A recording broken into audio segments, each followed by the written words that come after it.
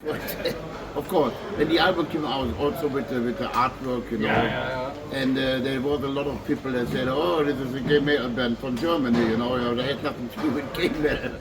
Now, in case you didn't know, then this is Udo Dirkschneider, and he is on tour now celebrating the 40 years anniversary of the Balls to the Walls album that he made with Accept in 1983.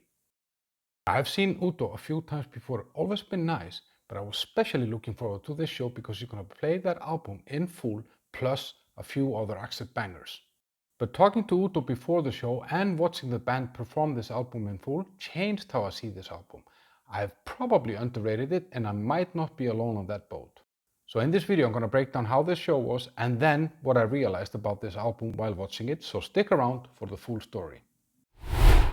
So this was my third time seeing Udo in 3 years. The guy is a machine. He's always touring, either his solo material or as Dirkschneider, but he's just always on the road. But this show was bound to be different. I mean, they're celebrating the legacy of a legendary album that had a far greater impact than I had realized.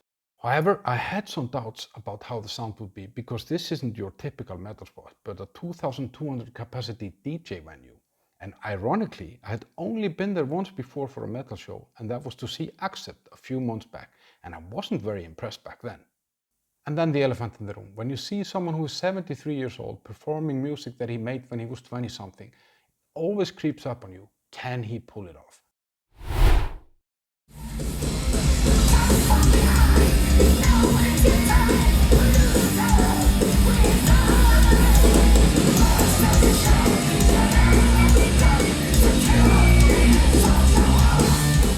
Now the band came out firing on all cylinders, great sound, so no worries there. And it's obvious from the first moment that all this touring that this band does, it really pays off. They're super routine and tight, but still groovy, and the tandem between those two guitarists, D. Demers and Andrei Smirnov, it's just really cool. It's also very nice to see Peter Baltas up there performing those songs, and him and Sven Dirkschneider, they form a really good backbone in this band. Now, just like before, Udo came on stage and proved age is just a number. He can still sing those songs in a great way. Now, the whole band sings backing vocals on most of the songs, and that gives it a great energy, kind of anthemic energy. But it was so cool to see Sven Dirkschneider and Udo Dirkschneider, father and son, tearing through his old Accept catalog.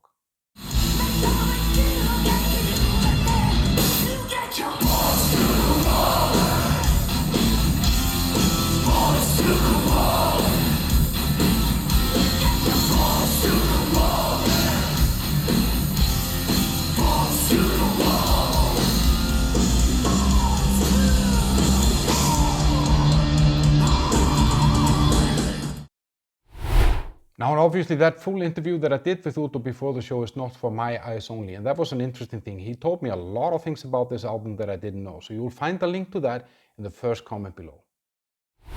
The stage setup and show was pretty cool. They had these boxes in the front of the stage that the guitarist was standing on sometimes. I kind of wish though that the shortest man on stage would have stepped on the boxes a few times so that I could see him better, but he didn't. And there is no fluff going on here. They really drive the program forward, you know. They're not stopping a lot between songs. There's no excessive talking or anything like that, and no ego stroking that drags things out. Now, the drums are on a riser and the lights are really cool and all that, but it's actually the music that does the talking. And this was very intense. 2,000 die-hard fans knew every note, every lyric, everything about those songs. Now, the setlist, guys, this was much more than I expected. 20 songs. He started off with 7 Accept classics, then Balls to the Wall in full, that's 10 songs, and then followed by 3 more Accept bangers. That's real value for the fans and makes a lot of their peers look a little bit lazy. Now, the highlight for me was when they played the final song, Burning. This is the first song that I heard by Accept in a tractor in a field in Iceland, and Udo was very amused when I told him that story before the interview. So this was actually for me like a 10 out of 10 performance. This is the best that I've seen Udo. It's not that it had been bad before, but this was just great. It all came together somehow, you know, sound, set list, performance, energy, it was just all there. But this show and talking to Udo did not just entertain me, it also changed how I see this album, Balls to the Wall.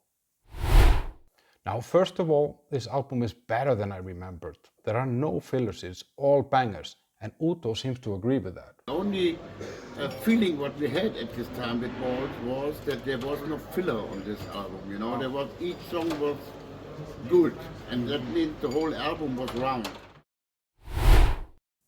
And then there's a scale, guys. I mean, this is pre-internet. It's a German band breaking into the US. That was massive back at the time. They hit number 74 on Billboard. They sold 500,000 copies, which was a gold certification.